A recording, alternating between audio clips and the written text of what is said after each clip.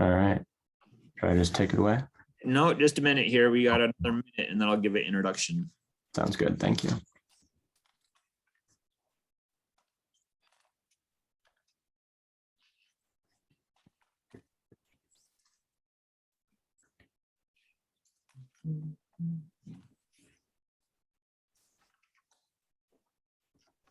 Now just go ahead from this slide, Carl. There's probably not much in the abstract booklet about this talk.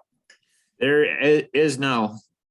So I see a picture and a title and an abstract. So, all right. So our next speaker is Jason Beal from McAllister College, and his title is Knocking Down NOx, Examining the Effects of Transportation and Electrification on Urban Ozone Production in the South Coast Air Basin. It's all yours, Jason. Yeah, thank you very much, Carl. Like Carl just said, I'm Jason, coming from McAllister College with my professor, Tanis.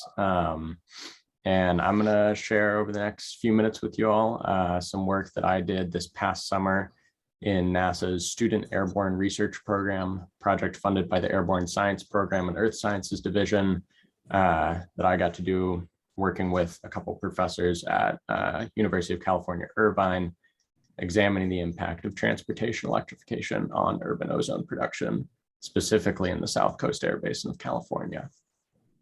And before I dive into this talk, I want to make 3 promises to you. The first is that you're not going to see any equations throughout this talk. Just my explanations and figures will be what allows you to understand and relate to the material I'm going to share with you. Second promise, you're going to start to see how transportation electrification affects air quality in California and beyond. And third, I'm going to hopefully introduce you to a side of NASA research that you haven't learned much about before, the Earth and airborne sciences. And hopefully through that, start to show why air quality matters so much, both as an area of study and something to think about in our everyday lives. And in order to start things off, I want to orient you to this idea of the weekend ozone effect. Let's say you lived out in California and you wake up some Saturday morning and you check your phone and you see this, an air quality alert. Now, California certainly has a lot of air quality issues, but ozone issues are a little interesting. They're not caused by what we would generally think of causing air quality emergencies. And we're going to start to dive into some of those details. But the fact that it's occurring on a weekend and the fact that it's occurring with something as confusing as a chemical like ozone prompts a few questions, I think. The first question is, why exactly is ozone harmful? Why should we be worried about it? Second question, where does it come from? I know there's a whole lot of it up in the stratosphere, but what's it doing down here at ground level? And the third question, why would it be enhanced on a weekend of all times? And once I've answered those 3 questions, I want to dive into the question that you're likely asking yourselves right now, which is, what does any of this air quality stuff actually have to do with transportation electrification? But for a moment, let's just put a pin in that one and circle back to the original 3. The first being, why exactly is ozone harmful? Well, chemically speaking, ozone is a very powerful oxidant, which means that when we breathe in high concentrations of it, it burns our lungs and throat, causes those airways to constrict. And for the average person, it's not great. There's some difficulty breathing, shortness of breath, but for more at-risk groups, these effects are that much more serious. And so this is a big part of why we care so much about ozone enhancements, especially in urban areas like the South Coast Air Basin, where the city of LA is. The second question of where ozone comes from is a little bit harder to answer. You might have been a little confused when I first posed the question, having a hard time pinpointing an exact source of ozone down here at the surface. And if that's where you're going, you're on the right track. That's because ozone is a secondary pollutant. It's not emitted from any one location, but rather produced by a reaction with other gases. And so if we look across a city like Los Angeles, we see factories and power plants, cars and trucks, trees, natural life, the ocean, and all the time, these sources are pumping out gases into the atmosphere. And this slurry of gases can be loosely divided into 2 categories. On one hand, we've got the anthropogenic emissions, the stuff that is produced as a result of human activity. And on the other hand, we have natural pollution, natural emissions, the stuff that just exists as part of the environmental background. Now, on the anthropogenic side, one of the big things we care about in terms of ozone production is a thing called NOx, or nitrogen oxides. And these are generally associated with incomplete combustion reactions. You can think about filling up your car and then burning that gasoline. Your car is not going to burn it perfectly efficiently, and some of the byproducts that come out are NOx. Then blending this line between anthropogenic and natural, we have VOCs, or volatile organic compounds. Now, these VOCs might not be familiar to you as a category, but you certainly know a few of them. You have toxins like benzene and toluene. You have perfectly benign molecules like isoprene, which is emitted by plants and trees. And then you have stuff that you remember from high school chemistry, like formaldehyde. And when all these gases are emitted into the South Coast air basin, and we factor in the intense California sunlight, we have the perfect scenario for producing enhanced ozone concentrations.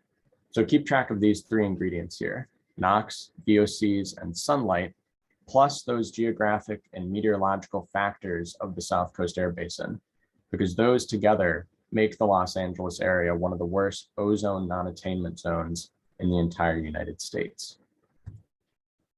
Okay, now we've sort of answered some of the big questions we have with ozone, but the last one is maybe the most confusing. It's why would ozone be enhanced on a weekend? And in order to answer this question, I want to orient us to this figure, which is an ozone isopleth. Now, if this is something you're familiar with, great, but if not, think of it as a contour plot, and if that's not helpful, it's just a mountain. Up here, this is the top of the mountain. This is the extremely enhanced ozone concentrations and the stuff we really don't want to breathe. Our goal is always going to be to get down to the lower ozone concentrations. And we can do this in one of two ways. One way is in the NOx limited regime. This is where decreases in NOx most strongly correlate with decreases in ozone. Imagine going from around here, 1,000 tons per day of NOx, down to here, around 500 tons per day of NOx, we would see about 100 parts per billion decrease in the ozone design value concentrations. Similarly, there exists a VOC limited regime for this reaction, in which decreases in VOC concentrations most strongly correlate with decreases in ozone concentrations. But what I'm most interested in this study is what happens if we take a slightly more orthogonal approach. What happens if we decrease NOx while keeping VOCs constant in this VOC limited regime? Well, what we see happen is that we're forced to traverse up these contour plots, and the ozone concentrations as a result increase. Now, the way this ties into our cities is that most major cities, the Los Angeles area being no different, occupy this VOC limited regime in their atmosphere. So when large scale decreases in NOx emission happen, there are corresponding increases in the ozone concentration. But this then begs the question of what causes the NOx decrease in the first place. And to answer this, we need to look at where NOx is coming from in atmospheres around major cities. And when we do this, we see that the vast majority of it comes from vehicles. Within this, there's about a 50-50 split between NOx produced by diesel vehicles and NOx produced by gasoline vehicles. But this apparent equality is a little deceptive. If we look a little bit deeper, we see that diesel vehicles only make up about 3% of the vehicle fleet in the South Coast air basin. So on a per vehicle basis, diesel vehicles account for far more NOx production than gasoline vehicles. And when we factor in the diesel vehicle traffic patterns in the South Coast air basin that show about a 40% decrease in traffic on weekends, this is the source of our weekend decrease in ozone and the source of the weekend the weekend decrease in NOx and the weekend increase in ozone, which is commonly referred to as the weekend ozone effect. And now this is where I'll link it back to the original question I posed. What does this air quality stuff have to do with transportation electrification? Usually when we talk about electrification, we're thinking about CO2 emissions and climate change. But of course, there's a whole lot more than that coming out of the tailpipe of a car, NOx and VOCs being very important parts of that. So my research question evolved into examining what would the local air quality impacts be of transportation electrification. And by focusing specifically on VOC and NOx emission, how can we better understand the local atmospheric chemistry of a region on a long-term scale, sort of starting to understand a long-term weekend ozone effect and its relationship to transportation electrification. Now, to do this, let's talk first about the next 30 years of vehicle projections for the South Coast Air Basin of California.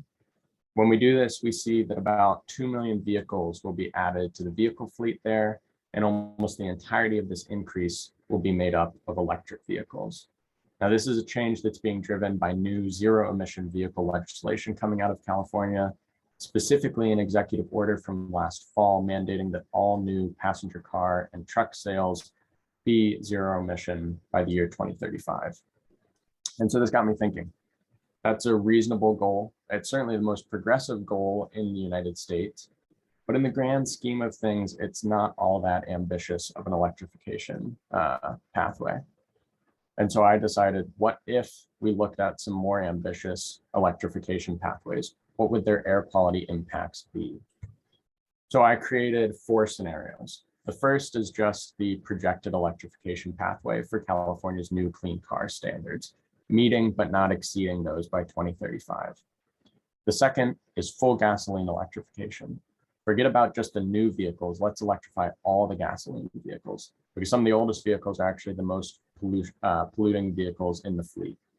Now, financially, this is something that would be quite difficult, but technologically, light-duty vehicle electrification is very feasible.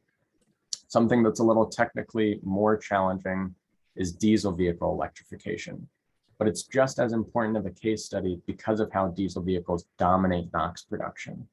And the fourth and final limiting case scenario is electrifying everything by 2050, all the cars in the South Coast Air Basin. Of course, I'm interested in this in the context of ozone production, and so I modeled both the primary and secondary pollutants for these pathways from the year 2020 to the year 2050. And the good news is, you're starting to run out of time. Do I have a minute left? Yeah, 1 minute, 1 or 2 minutes left. Thank you. Regardless of the pathway, the good news is that ozone is decreasing. And more importantly, we're moving from a VOC limited regime into a NOx limited regime. If we zoom in on the end behavior of these systems, we see that, of course, full fleet electrification results in the best ozone decrease, but altogether, all 4 of these pathways result in substantial decreases in the ozone concentrations. So regardless of the electrification pathway we take, we see that air quality is constantly improving, and transportation and electrification, of course, from a climate perspective, is necessary.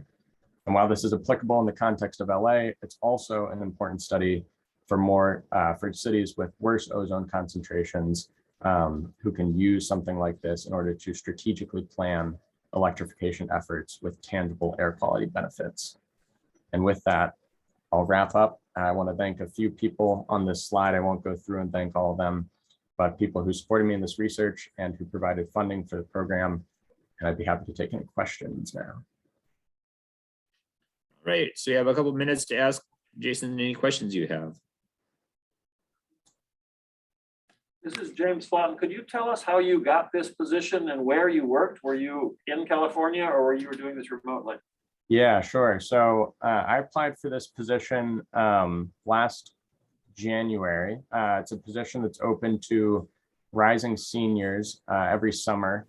And I was remote for the majority of it. I did some research in this sort of computational environment and some in a more hands-on way, taking air samples in the cities locally. But then in a normal summer, students would be out in Palmdale, California, doing research flights in NASA aircraft and gathering data that they would then analyze and present on. I can share more information about the application to share with students if that would be helpful. Jason, I have a question. Yeah.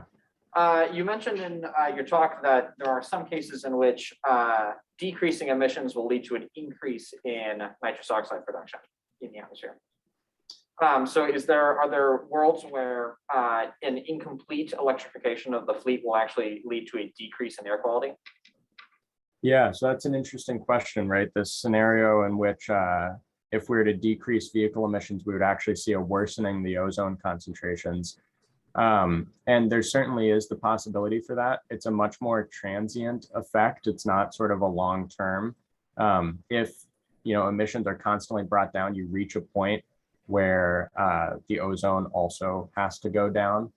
But in cities like Hong Kong, example, where the capacity to electrify is very similar to that of the Los Angeles area, but the ozone pollution is significantly worse, that's an area that would be interesting to study, because we could see, like you said, this effect where you decrease the transportation emissions, but you see this sort of temporary, probably couple year long increase in the ozone concentrations in that area.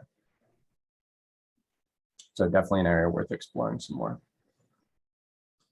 All right, so with that, we are at 1:15. So thank you to all our speakers for this morning, and that will conclude this alternate room session. Thank you. Thank you, Carl. Thank you.